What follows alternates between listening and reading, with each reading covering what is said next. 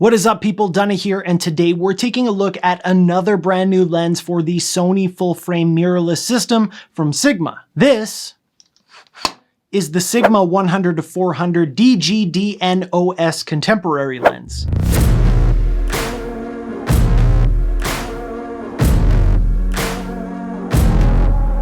Now, really quickly, Sigma does have another 100-400 lens out already, but they've said that this one is a different design with enhanced optics, improved autofocus, and a specific design for mirrorless, not just an updated or modded version of the lens that they already have out. This version is available for E-Mount and L-Mount. In this video, we're going to take a look at price and release date, build quality, functions of the lens, performance, and I'll give you my thoughts after having a little bit of personal experience with the lens. I reached out to you guys on social media over on Twitter and Instagram and asked if you guys had any questions, so I'll try and answer as many of those in this video as I possibly can. First and foremost, the Sigma Contemporary series is designed to give similar quality to much higher priced lenses while keeping the prices, the size, and the weight down to make them more manageable in many ways. Right off the bat, this lens comes in at $949 US or $12.99 Canadian.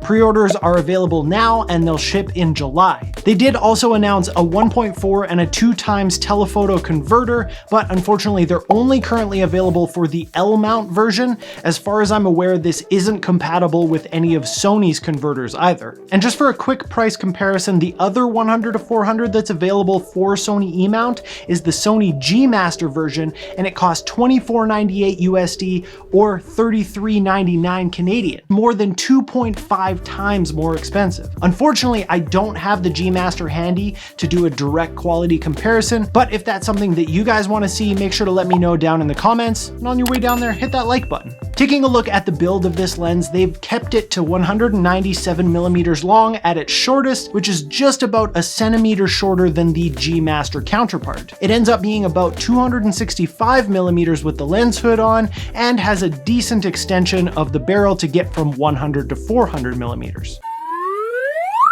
This lens weighs 1,135 grams, which comes in 20% lighter than the G-Master at 1,395 grams. Part of this might be due to the materials, but it's also nearly a centimeter narrower in diameter, which helps to give it the 67mm filter thread on the front. They've used a brass mount, and a lot of the rest of the lens is made up of magnesium to keep it strong but light. As we move up the lens, we find a silicone cover for the tripod collar spot. And speaking of that, there is a tripod collar available, which there wasn't for the older Sigma 100-400, but it is an extra $130 US to purchase. I do wish that this came with the lens, but I'm sure that they would have had to drive up the price if that was the case. We've got what feels like a plastic focus ring with a texture for the grip. I found the manual focusing on this lens to be nicely responsive, and the feel of the focus ring was smooth. No complaints from me. There's a plastic piece that holds the controls and functions of the lens. It's partially textured for grip on one side. Then as we move up, we've got a rubber type material for the zoom ring with a nice deep texture. Again, really smooth operation with a decent amount of resistance, but not so much that it's difficult to zoom. The lens hood is plastic as well, and it has a texture near the front end of it,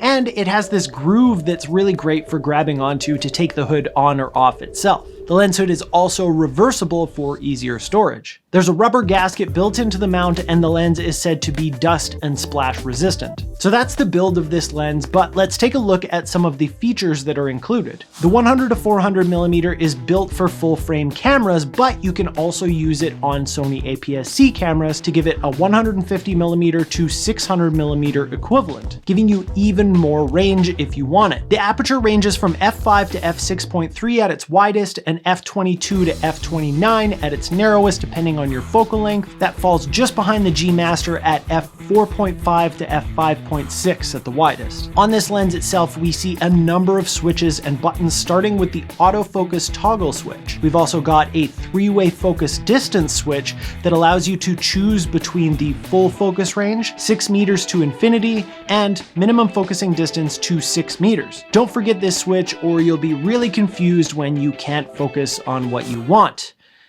Not speaking from personal experience or anything. Speaking of focus distance, we have a minimum focus distance of 3.7 feet at 100mm and 5.2 feet at 400mm, which I found to be more than reasonable for what I needed it for. There is an AFL button on the side of the lens that can be also customized to pretty much whatever you want in your camera's settings. This lens also includes optical stabilization, which is definitely needed for handheld shots at these long telephoto focal lengths. There's a three-way switch for the built-in stabilization. You've got the two different optical stabilization modes, one for general stabilization and one specifically for panning, as well as an off position. I did notice that having this switch overrides the ability to turn on and off the stabilization in the camera, but generally I found that the stabilization did a decent job for both photos and video, even all the way out to 400mm. There is also a lock switch to stop the lens from moving from the 100mm position. A few people were asking if this lock switch works at any other focal length, but it's really only functional to hold the lens at its minimum extension. It would have been cool to see it be able to lock anywhere, but I'm glad that they at least included what they did. I forgot to lock it once while I was carrying it, and it was facing down on a neck strap. It extended out fairly easily just from the force of me walking. Even if you touch the barrel, it definitely can change focal lengths on you. There's a stepping motor autofocus system that works with all of the functions of the Sony system, including face and eye detection for both humans and animals. And speaking of that, let's talk about performance, starting with autofocus. I was quite impressed with the speed and smoothness of the autofocus of this lens. It was accurate and I didn't run into any hunting issues. Like I said before, the face and eye detection worked fine and even worked in pretty low light conditions. Video autofocus seemed to work nicely as well, and it was super smooth and nearly silent unless you put your ear right up to the lens. Center sharpness was fairly consistent throughout the zoom range, but I did notice that 100mm was a decent amount softer in the corners than 200mm or 400mm, even when I matched the apertures and even when I pushed down to like f8. I tested this lens against my Sony 70-200 f4, and sharpness was fairly similar, although the 70-200 may have had a slight edge in the corners. Get it? Edge in the corners?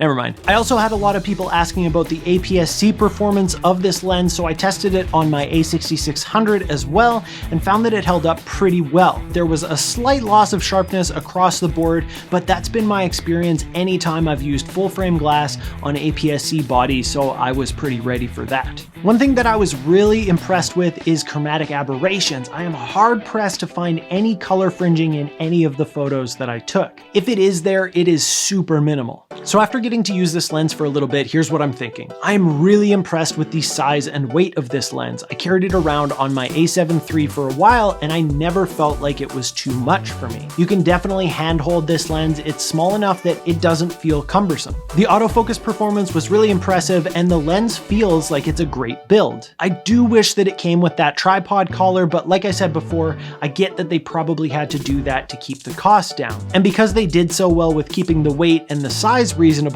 it's still mounted on a tripod without too much trouble. I was really happy with the image quality as well. The sharpness was reasonable, it has great color, and the chromatic aberration control is fantastic. And for under $1,000, this thing is incredible value for anyone looking to add a longer telephoto zoom to their kit without breaking the bank. I would definitely recommend this lens for full frame or APS-C Sony cameras. But as always, I want to hear from you guys. What do you guys think of this lens? Is this something you could see adding to your kit in the future, or would you rather go with something like the G Master and just go all the way? Leave a comment down below and let me know what you think, and on your way down there, make sure to hit the like button, subscribe to this channel, and hit that bell notification button so you don't miss out on future reviews and tutorials. Thank you so much to Sigma Canada for loaning me this lens to try out, and thank you for watching, and I'll see you next time.